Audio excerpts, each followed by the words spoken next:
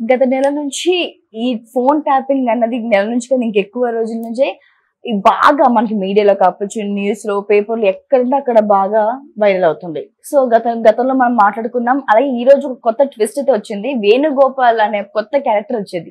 అసలు ఈ క్యారెక్టర్ ఎవరు? ఏంటి? ఈ ఈ ఒక ఫోన్ ట్రాపింగ్ ఎప్పుడు కొలిక్కొచ్చే ప్రయత్నం ఉంది? యాహ్! 'బాహుబలిలో' ఒక్కొక్క క్యారెక్టర్‌ని ఇంట్రొడ్యూస్ చేసినట్టుగా మన ఫోన్ ట్యాపింగ్‌లో కూడా ఒక్కొక్క క్యారెక్టర్‌ని ఇంట్రొడ్యూస్ చేయడం, దాని చుట్టూ ఒక కథని తీసుకురావడం, ఎవరు ఈ క్యారెక్టర్ అని చెప్పడం, ఇలా జరుగుతుంది. అంటే రేవంత్ రెడ్డి మంచి క్రియేటివ్‌గా పనిచేస్తున్నట్టుగా మనకు కనబడుతుంది. లేదా ఆ టీం ఎవరో మంచి క్రియేటివ్‌గా చేస్తున్నారు. అంటే ఒకేసారి అందరిని చేయకుండా ఒక్కొక్కరిని తీసుకురావడం, రోజుకొక కథనం వదలడం, రోజుకొక స్టోరీ క్రియేట్ చేసి బయటికి తీసుకురావడం, ఇవన్నీ చేస్తున్నారు. సో, ఇంట్రెస్టింగ్‌గా ఉంది. అందుకే నేను ఆ మధ్య కూడా చెప్పా, దీన్ని వెబ్ సిరీస్ తీస్తే బ్రహ్మాండంగా అనేక యాంగిల్స్ కూడా ఉన్నాయి. రొమాంటిక్ యాంగిల్ కూడా ఉంది కదా. మన సినిమా హీరోయిన్ల ఫోన్లు ట్యాప్ చేశారు, అది సూపర్గా ఉంది. ఆ యాంగిల్ ఉంది. తర్వాత క్రైమ్ యాంగిల్ ఉంది. తర్వాత దాని ఏమంటారు, హవాలా యాంగిల్ ఉంది, ఎమోషన్స్ ఉన్నాయి, చాలా ఉన్నాయి. పొలిటికల్ థ్రిల్లర్ యాంగిల్ ఉంది. ఇన్ని యాంగిల్స్ ఉండే వెబ్ సిరీస్ దొరకదు. ఈ పాటికి ఎవరైనా స్టార్ట్ చేశారులే తెలీదు. సో, ఇంట్రెస్టింగ్ వెబ్ సిరీస్ అవుతుంది ఖచ్చితంగా. నాకు తెలిసి ఖచ్చితంగా చేస్తారు ఎవరో ఒకరు ఫోన్ ట్యాపింగ్ మీద. సో, ఇప్పుడు మామూలుగా ఇప్పటివరకు జరిగింది ఏంటంటే, ఫస్ట్ ప్రణీత్ రావు అనే ఒక అతన్ని అరెస్ట్ చేశారు. అతను ఎస్ఐబి, స్పెషల్ ఇంటెలిజెన్స్ బ్యూరో అంటారు, బ్రాంచ్ అంటారు, స్పెషల్ ఇంటెలిజెన్స్ బ్యూరో, దాని డిఎస్పి. ఆయన దాదాపు 42 హార్డ్ డిస్కుల్ని డిసెంబర్ 4వ తేదీ ధ్వంసం చేశాడు. కొన్ని వేల పేజీల డాక్యుమెంట్స్ని కూడా ఆయన తగలబెట్టాడు అనేది ఆరోపణ. ఆయన్ని తీసుకొచ్చి అరెస్ట్ చేశారు, రిమాండ్ పెట్టారు. రిమాండ్ నుంచి కస్టడీకి తీసుకున్నారు. ఆ తర్వాత ఆయన విచారించారు. ఆయన ఇంకొన్ని పేర్లు చెప్పాడు.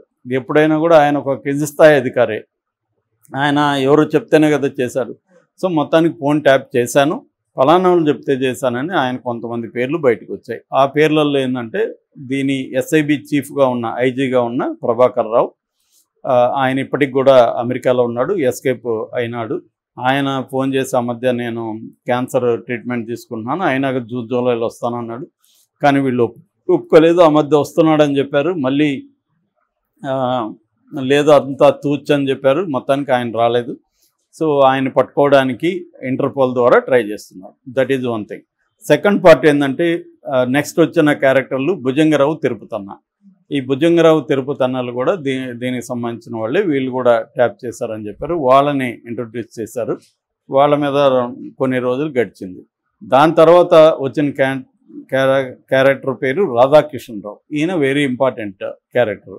సో, ఈయన ఏంటంటే, ఇంతకుముందు ఆయన హైదరాబాద్ టాస్క్ ఫోర్స్లో పనిచేశాడు. ఆయన చాలా విషయాలు ఆయన బయటపెట్టాడు.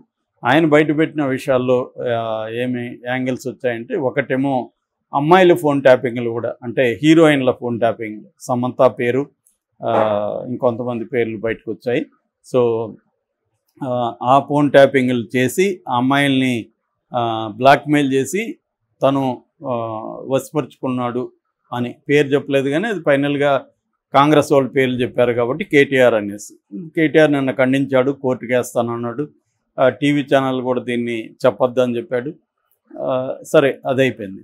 సో, ఇంకొక యాంగిల్ ఏంటంటే హవాలా వాళ్ళు డబ్బులు తీసుకొని వెళ్ళి అక్రమ మార్గాలు తీసుకుంటున్నారు కాబట్టి వాళ్ళ ఫోన్లు ట్యాపులు చేసి ఆ డబ్బులు వీళ్ళు తినేశారు, ఈ పోలీసుల టీము.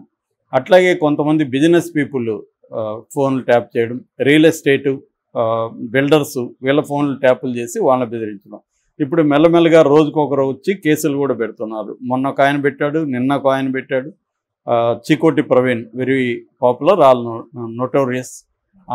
ఆయన కూడా నన్ను కూడా బెదిరించి నా దగ్గర కూడా డబ్బులు లాగారు. ఈ రాధాకృష్ణ, ఎక్కువ మంది రాధాకృష్ణ రావు మీద చెప్తున్నారు. అది ఒక యాంగిల్. రెండో యాంగిల్, ఎలక్షన్లో ప్రత్యర్థుల డబ్బులు పట్టుకోవడానికి ఫోన్ ట్యాపింగ్ని వాడామని కూడా రాధాకృష్ణరావు చెప్పాడు.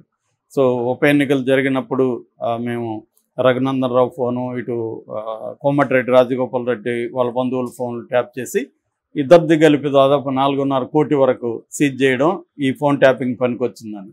అదే సమయంలో కేసీఆర్ వైపు నుంచి ఫండ్స్ని కూడా ఈ వీళ్ళే వెహికల్స్లో తీసుకెళ్లారు. ఇది అందరికి తెలిసిందే, ఇవాళ బయటకు వచ్చింది అంతే. అందరికి కూడా తెలుసు.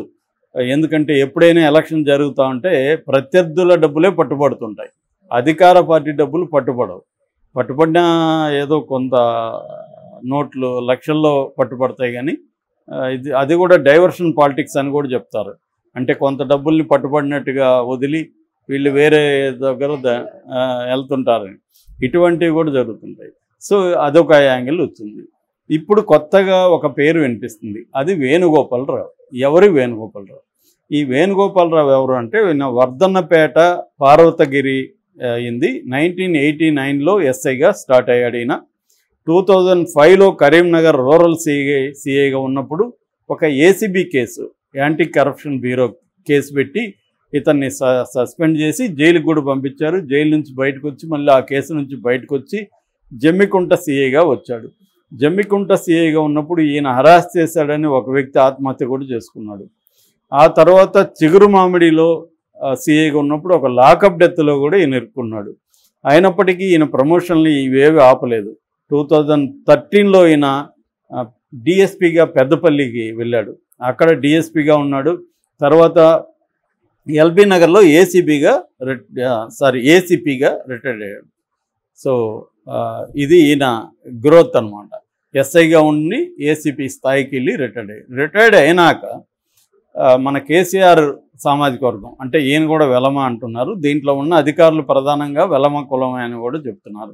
ఇది కూడా సామాన్యంగా అందరూ చేసేది. రేవంత్ రెడ్డి రాగానే చుట్టూ రెడ్లు ఉంటారు, చంద్రబాబు రాగానే చుట్టూ కమ్మ బ్యాచ్ ఉంటారు, జగన్ ఉండగానే జగన్ చుట్టూ రెడ్లు ఉంటారు. ఇది కామన్. ఎందుకంటే తమ సామాజిక వర్గం లేదా తమ కులం వాళ్ళు ఉంటే తమకు అనుకూలంగా ఉంటారనేది ప్రతి నాయకుడు ఆలోచిస్తాడు. అలాగే కేసీఆర్ కూడా ఆలోచించాడు. సో కేసీఆర్ కూడా ప్రభాకర్ రావు కావచ్చు, ఈయన కావచ్చు, వీళ్ళందరినీ వెలమ సామాజిక వర్గం వాళ్ళని పెట్టుకున్నాడు. సో ఈయన దాదాపు రిటైర్డ్ అయిన తర్వాత 7 ఏళ్ళు ఓఎస్డీగా పనిచేశాడు. సో మామూలుగా అయితే ఎవరికి ఆ ఛాన్స్ రాదు. సో ఈయన ప్రత్యేకంగా ఈ ఛాన్స్ ఇచ్చారు.